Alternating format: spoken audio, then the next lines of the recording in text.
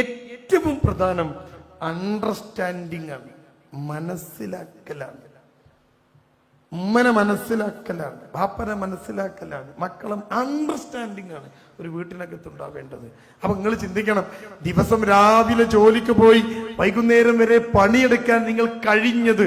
ഞാൻ എപ്പോഴും വർത്താനം പറയുമ്പോൾ പ്രസംഗത്തിലൊക്കെ പറയാറുള്ള ഒരു സാധനമുണ്ട് അല്ലേ, 15 ദിവസത്തേക്കൊക്കെ ഗൾഫ് പോയല്ലേ ഞാൻ അവിടെ പരിപാടിക്കൊക്കെ പോകും.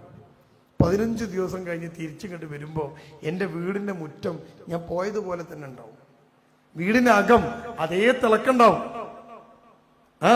ബാത്റൂമൊക്കെ ഒരു മണം ഉണ്ടാവില്ല. വീട്ടിനകമൊക്കെ റെഡി, മക്കളൊക്കെ അല്ല വൃത്തി, അടിപൊളി. 15 ദിവസം കഴിഞ്ഞ് വന്നാലും ഒരു മാറ്റം ഉണ്ടാവില്ല.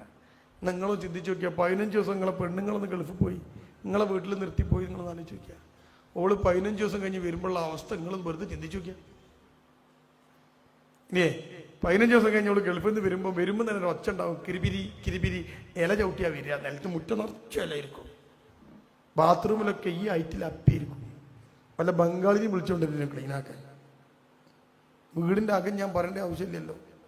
മക്കളോ ഉണ്ടാവുമോ പുരയില്? ഇനി ഉണ്ടെങ്കിൽ തന്നെ ഒന്നിന്റെ കയ്യിൽ ബാൻഡേജ് ഉണ്ടാവും, മറ്റേന്റെ നെറ്റിന്റെ മുകളിൽ ഒട്ടിക്കലുണ്ടാവും, ആകെ ഇരപ്പക്കിച്ചുണ്ടാവും അല്ലേ. കഴിയില്ല നിങ്ങൾക്ക്. റബ്ബ് സുബ്ഹാനഹു വ തആല നിങ്ങൾക്ക് ആ സാധനം തന്നില്ല. അതാണ് മാതൃത്വം, അതാണ് ക്ഷമ. അതിന്റെ പാഠങ്ങളുണ്ട്. എന്തുകൊണ്ട് ആ പെണ്ണ് പൊട്ടിത്തെറിക്കുന്നു എന്നറിയോ? ഈ കുടുംബമാവുന്ന നിങ്ങളൊക്കെ ആകെ ഇപ്പം ഇവിടെ പ്രസംഗിച്ചല്ലോ മുനിസിപ്പൽ ചെയർമാൻ സാബു സാർ സംസാരിച്ചല്ലോ നിങ്ങളുടെ മുമ്പിൽ, കണ്ടല്ലോ. അദ്ദേഹം ഈ മുനിസിപ്പാലിറ്റിയുടെ ഭരണാധികാരിയാണ്. അദ്ദേഹത്തെ നാളെ ഈ മുനിസിപ്പാലിറ്റിയുടെ ഭരണത്തെക്കുറിച്ച് റബ്ബ് സുബ്ഹാനഹു വ തആല ചോദ്യം ചെയ്യപ്പെടും. പഞ്ചായത്ത് പ്രസിഡന്റിനെ പഞ്ചായത്തിനെ കുറിച്ച് ചോദ്യം ചെയ്യപ്പെടും. നിങ്ങളെ പഞ്ചായത്തിലെ റോഡ് എന്താണ് നന്നാക്കുന്നത് നിങ്ങളോട് ചോദിക്കൂല. ആരെങ്കിലും പഞ്ചായത്ത് മെമ്പർ ഉണ്ടെങ്കിൽ അവരോട് ചോദിക്കും. അത് നിങ്ങൾ ഓർത്തിച്ചാൽ മതി, എഴുതി വെച്ചേക്കേണ്ടി അവിടുന്ന് കണക്കാരേണ്ടി. നിങ്ങളോട് ചോദിക്കും, നീ ഭരിച്ച നിന്റെ കുടുംബത്തിന്റെ എന്തായാലും ചങ്ങി നിന്റെ കുടുംബത്തിന്റെ അവസ്ഥ അതങ്ങനൊക്കെ ആയിപ്പോയി, കിടക്കാൻ കഴിയില്ലട്ടോ. അവിടുന്ന് അങ്ങോട്ട് പടപ്പുകളോട് നിങ്ങൾക്കുള്ള ഉത്തരവാദിത്തങ്ങൾ നിങ്ങൾ നിറവേറ്റേണ്ടതുണ്ട്. അവളെ ചിന്തിച്ചാൽ നിങ്ങൾ എത്ര കഷ്ടപ്പെടുന്നുണ്ട് അവളെന്ന്. ഒരു കുട്ടിക്ക് നിങ്ങളൊരു മാങ്ങ കൊടുത്തു നോക്കി, 4 വയസ്സുള്ള എന്റെ മോന്, അവന് നിങ്ങളൊരു മാങ്ങ കൊടുത്തു നോക്കി നിങ്ങൾ. ഓനൊരു മാങ്ങ തിന്നാൽ എന്റെ ഭാര്യക്ക് 1/2 മണിക്കൂർ പണി ഉണ്ടാവും. അല്ലെങ്കിൽ ആ പോരന്റെ അകത്ത് നിറച്ചു എറുമ്പായിരിക്കും. ദീ കൂടി ഒലിക്കുക മാങ്ങ, ദീ കൂടി ഉണ്ടല്ലേ. ഓൻ മാങ്ങാണ്ട് പിടിച്ച് തിന്നാൻ തുടങ്ങും. ദീ കൂടി ഒലിച്ച് ഓൻ നടക്ക് കൊലായിന്ന് തിന്നുണ്ടാവും, നടുവിലകത്ത് തിന്നുണ്ടാവും, ഡൈനിങ് ടേബിളിൽ അടുത്ത് തിന്നുണ്ടാവും, അടുക്കളയിൽ പോയിണ്ടാവും, ബെഡ്റൂമിൽ പോയിണ്ടാവും. മാങ്ങ തിന്നു കഴിഞ്ഞാൽ അടുത്ത പണി എന്താ? നനഞ്ഞ തുണി ആയിട്ട് പെണ്ണുങ്ങൾ വരിക. നിങ്ങളെന്താ തിന്നും കാണാത്ത? ചിന്തിച്ചു നോക്കിയ നിങ്ങള്. കഴിഞ്ഞോ ഇല്ല.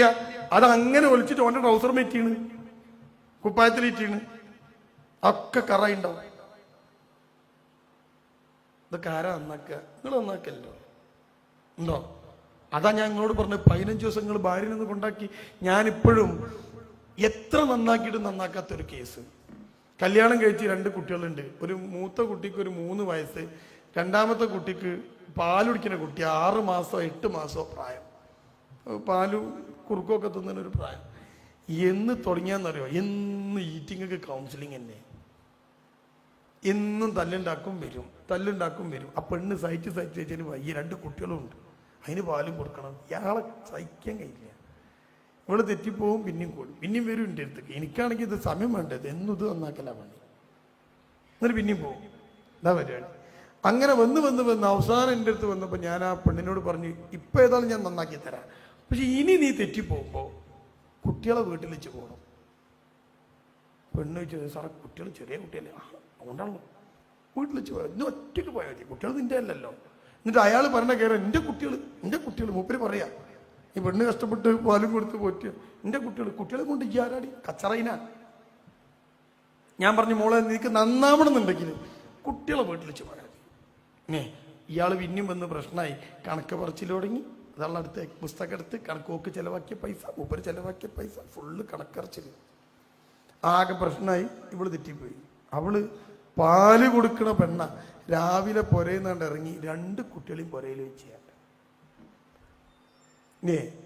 അസർ ബാങ്ക് കൊടുക്കണതിന്റെ മുമ്പ് ഈ ചെങ്ങായി ടാക്സി പിടിച്ചോളെ പുരയിലെത്തി. ഓന് വണ്ടി ഓടിക്കാൻ വയ്യ, കാരണം 8 മാസമുള്ള എവിടെ കിടത്തുക? 3 വയസ്സുള്ള കുട്ടിക്ക് അപ്പി മൂത്രം, ഇയാളോട് കുടുങ്ങിയില്ലേ. ഈ 8 മാസമുള്ളതാണ് കരഞ്ഞിട്ട് എന്താ ആർപ്പ്, അതിന് പാല് കണ്ടേ, അതിനെന്തൊക്കെ അവൻ കലക്കി കൊടുത്തിന്, അതൊക്കെ കുടിക്കുവോ?